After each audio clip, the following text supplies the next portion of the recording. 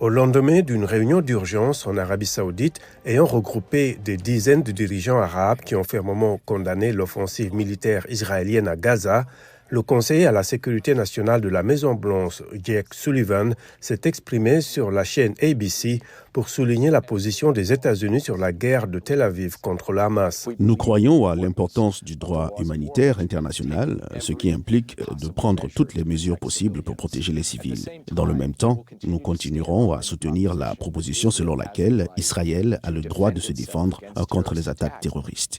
Le Premier ministre israélien Benjamin Netanyahou, interviewé dimanche sur CNN, a réagi sur le sujet.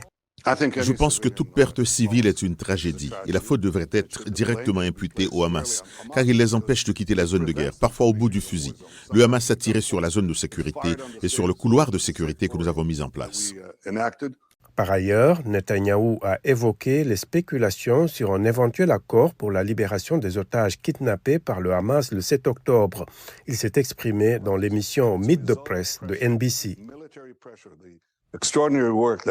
Le travail extraordinaire accompli par Tsahal, faisant pression sur les dirigeants du Hamas, c'est la seule chose qui pourrait créer un accord. Et si un accord est disponible, nous en parlerons lorsqu'il sera là.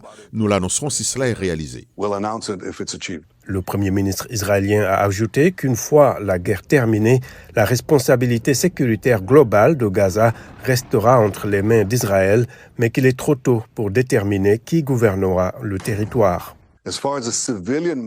En ce qui concerne une gestion civile de Gaza, nous devons voir les deux choses suivantes. Gaza doit être démilitarisé et Gaza doit être déradicalisé. Et je pense que jusqu'à présent, nous n'avons vu aucune force palestinienne, y compris l'autorité palestinienne, capable de le faire.